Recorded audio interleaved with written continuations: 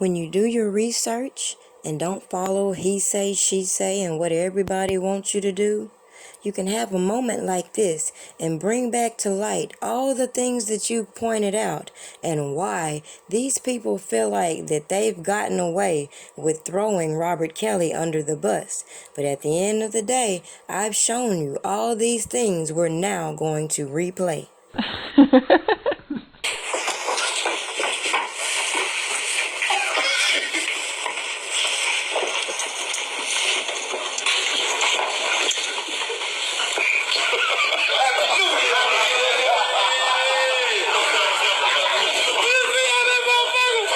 Did you see KG coming?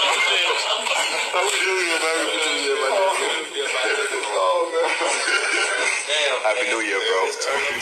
Be with me a shooter like I'm John Gotti. I feel like John Gotti. Put your hands down when you talking to me.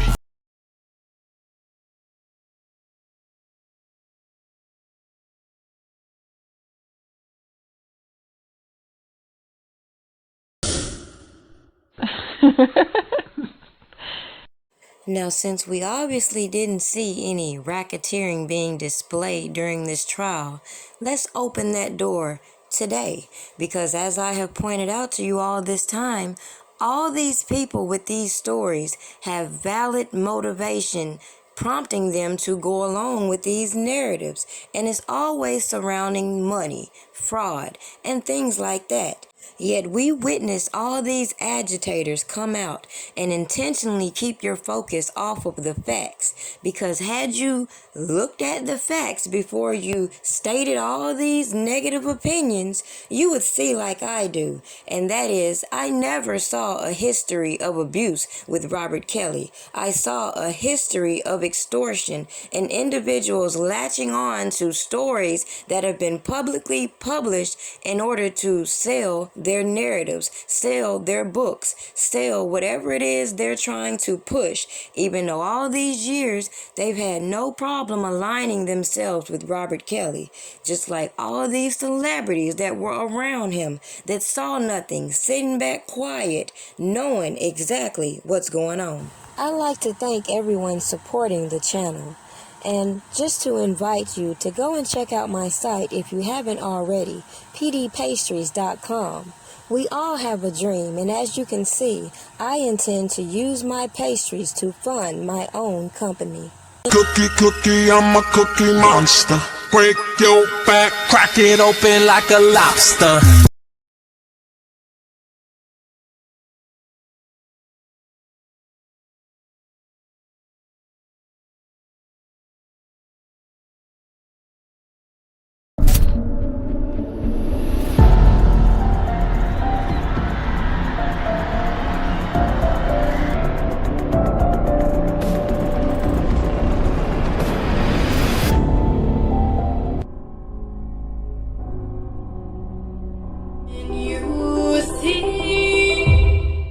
They thought having all these weirdos attack these actors would take the focus off of the problem that a lot of us have with surviving R. Kelly, and how these individuals who were involved with a lot of these narratives played roles in this docuseries, and that you can sit here and look at the whole cast and pull out all these things about them while they point the finger at Robert Kelly. Let's talk about hypocrisy, because all these celebrities are hiding the fact that their friends have been accused of similar things, but they're not making docuseries about that. Not one person granting these interviews with these people objected to these stories being told, and nobody challenged these people's credibility, because we're just supposed to believe her and watch these people attach themselves to old rumors, disregard the obvious corruption going on, and people don't see my problem with Lifetime as a whole. Especially when you trace the line of these corporations and find out all these people are in bed together, from Lifetime to Disney, and we see all these trafficking rings being exposed through Disney. But that's another topic, because a lot of people don't want to recognize that a lot of these corporations are engaging in these trafficking and RICO type organizations. But yet, to use the black community to put all the focus on Robert Kelly at this time, it was all for a reason, if you ask me. In the middle of all of these allegations, R. Kelly's just dropping music. I believe I can fly. Songs like Ignition. Here's the remix to Ignition, hot and fresh out the kitchen. I Wish. See you again someday, yeah. There is something that I want from you. A very talented young man. Boy, be brave. Don't be afraid. We're gonna go all the way.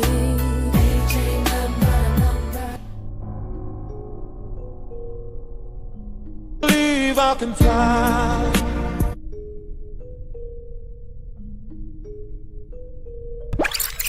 Here's the remix to Ignition, hot and fresh out the kitchen. See you again someday, yeah. 'Cause there is something that I want from you. Boy, be brave. Don't be afraid.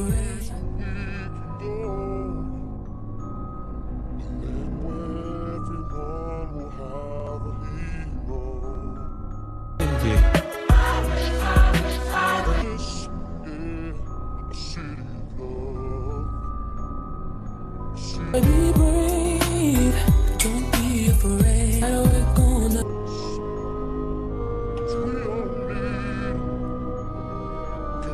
I admit that I don't own my music. I admit that I will own my music. Want it back, but they don't wanna do it. What the fuck, nigga? I wrote that music. I did that bumping ground. I did that 12. I am handcuffed like a lot of you motherfuckers. I'm handcuffed by my destiny. It's too late. They should have did this 30 years ago. It's too late. Gotham City.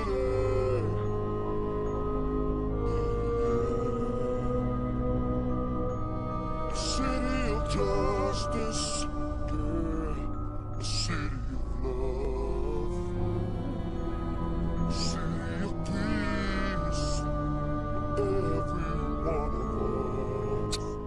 I have watched all these idiots associate this so-called tape with why Robert Kelly is guilty of this RICO charge when they don't even realize that had nothing to do with this New York trial. But again, if you didn't do your research and you bypass all the inconsistencies about this tape, bypass the clear extortion motivation, then there's nothing more than a person like me can say when I even brought to you that I don't believe it was Robert Kelly in that tape, because you have individuals like Montina Woods who sued when I believe she was dealing with Damon Pryor, just like Lisa Van Allen and other individuals. I even brought to you the people who tried to sue him for not buying this tape back, even though the popular narrative is that he obstructed justice and paid these people off. But all these individuals rather follow the bullshit from the people that claim they know him while they continue to bury this man. Now, as I'm watching all this play out and looking at all these people who are associated with other people, listening to the media say, how can their stories be all the same when they're running to the same person to keep putting them out there? Make it make sense. Then they come out with all these same stories. Other attorneys do the same things, extort this man. These people keep playing these games on social media, attaching themselves with book deals. And then when they talk too much and implicate others, that's when it's a turning point for even those who believe the man is guilty. It becomes clear as day. We have watched these people play this whole sick game right in our face. Now, sometimes when you focus too much on minor details, you miss the whole picture. So as I told you long time ago, this was bigger than Robert Kelly. And we saw these same individuals implicating other artists. But why isn't mainstream media focused on that? Instead, they broadcast other scandals including these artists, but they never hit on how they have been implicated in this case against Robert Kelly.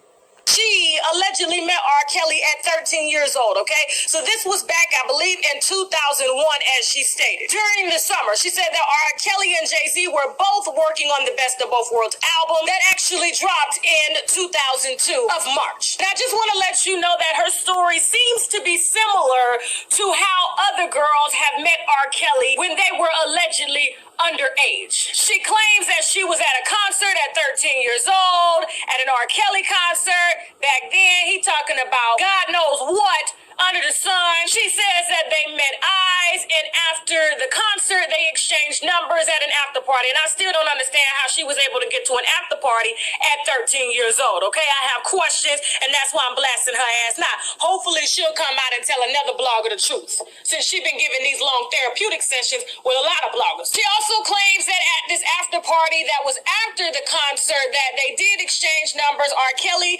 allegedly instructed her to call him daddy, and no age was ever discussed at the after party. He probably figured that she was old enough, being that her grown ass was at an after party without parental supervision.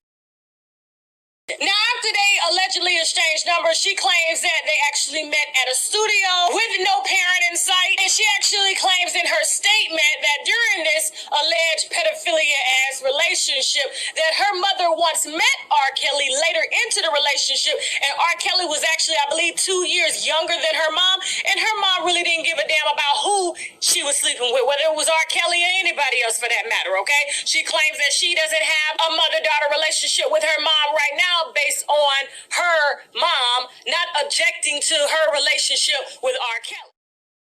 She wasn't very specific in her details here. She was really specific with everything pertaining to R. Kelly, but she wasn't specific to Jay-Z, although he is allegedly implemented in this particular investigation and lawsuit. She says after that initial first meeting, there was another meeting, and she allegedly pleasured Jay-Z in the dressing room at 15 years old by giving him oral sex.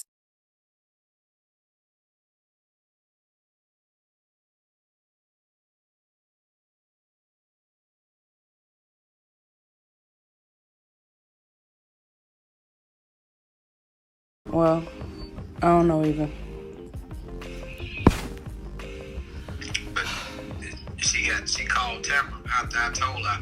I said, listen, the truth gonna come out, goddammit. You keep on fucking with my daughter, the truth is gonna come out. You need to fucking leave her alone. Oh, wait a minute. Wait, hold on. Back up. So Tamara knows already? Yeah. She know the truth? Hell yeah, I told her. So then I don't understand how they know all of the truth about these people, but they still allowing them to be a part of it. Well, you know why? They had spent over $3, $4, $5 million, and it's too late to edit that shit and take them out. That's some crazy shit. Now I can see y'all and y'all daughters, but if you know that, you know, these other girls are being dishonest, my thing is, what makes you think that it's not gonna come out later and then you're gonna look like a damn fool? Exactly. I'm gonna leave you with one more thing to ponder about. You see, when it comes to the law, criminal responsibility goes both ways. So I had to side-eye all these individuals coming out with all these stories, including illegal activities, and nobody is pushing the issue of holding everybody accountable if you believe in the allegations. Make it make sense. In the eyes of the law, your responsibility is to report a crime. Yet all through the 90s we heard, stop snitching, stop snitching. You see, this is the problem with the black community, the hypocrisy across the board, and nobody really wants justice in this situation, if you ask me.